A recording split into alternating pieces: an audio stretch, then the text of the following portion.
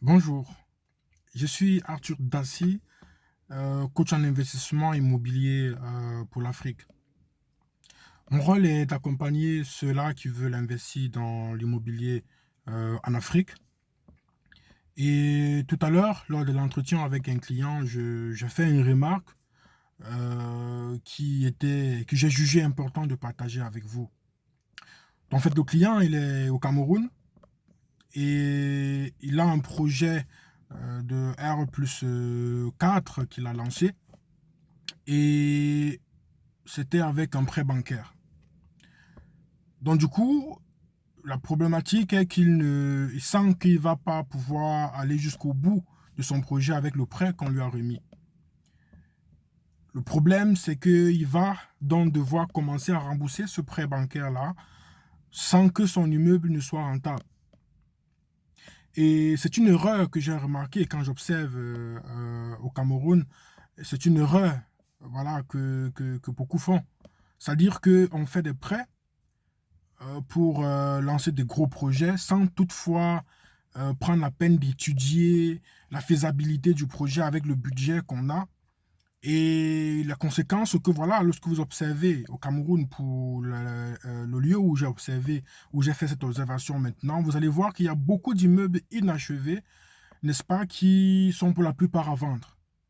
Et c'est généralement, pas pour la plupart, mais beaucoup de ces immeubles-là qui sont en arrêt sont la conséquence, n'est-ce pas, de ce genre d'erreur dont le client m'a fait part tout à l'heure. C'est-à-dire que vous faites un prêt bancaire pour vous lancer dans un projet immobilier et vous ne vous rassurez pas justement que ce prêt-là va vous permettre de livrer ce projet clairement. Donc le but de cette vidéo est justement de vous permettre de savoir comment fonctionner avec des prêts bancaires. Parce que vous savez, lorsqu'on veut investir dans un projet immobilier, on a deux possibilités. Soit investir avec nos fonds propres. Là-bas, il y a pas de souci. S'il y a un problème, si peut-être vous avez on va dire quoi, des urgences avec les fonds. Mais lorsque c'est un prêt bancaire, c'est-à-dire la deuxième option, voilà, il est préférable, n'est-ce pas, que voilà, ces fonds-là puissent servir à quoi elles ont été prêtées avant que voilà, la période de remboursement ne commence. Donc du coup, ce que moi je conseille déjà, c'est de pouvoir faire une bonne étude du projet. Parce qu'un projet bien étudié avec tous les contours qu'il faut et tout ça, vous permet de savoir exactement où vous allez et de savoir dès le début, avant de démarrer, que votre budget va suffire. Donc, concernant le thème de l'étude, je vais faire une autre vidéo là-dessus pour vous dire comment est-ce que vous pouvez faire une bonne étude de projet, une bonne étude de faisabilité, n'est-ce pas, par rapport à votre budget, afin d'éviter, n'est-ce pas, de tomber en panne sèche, n'est-ce pas, en plein projet ou en plein gros œuvre. Donc, déjà, moi, le conseil que je donne à tous mes clients, c'est généralement de ne jamais faire de crédit pour de gros œuvres. C'est dangereux. Donc, moi, je conseille toujours soit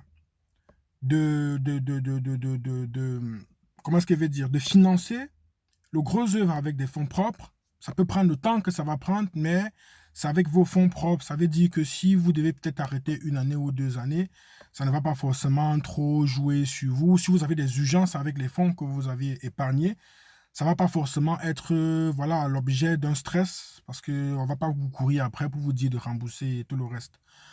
Donc du coup, pour financer le gros œuvre avec vos fonds propres et prendre un prêt pour le second œuvre, c'est-à-dire les finitions, là, vous êtes sûr que le prêt que vous avez pris, ce sera pour livrer votre projet. Parce que lorsqu'on prend un prêt pour faire un immeuble, par exemple un R plus 3, par exemple, c'est un projet qui tourne autour de 120 millions de francs, c'est-à-dire autour de 200 000 euros livrés clé en main.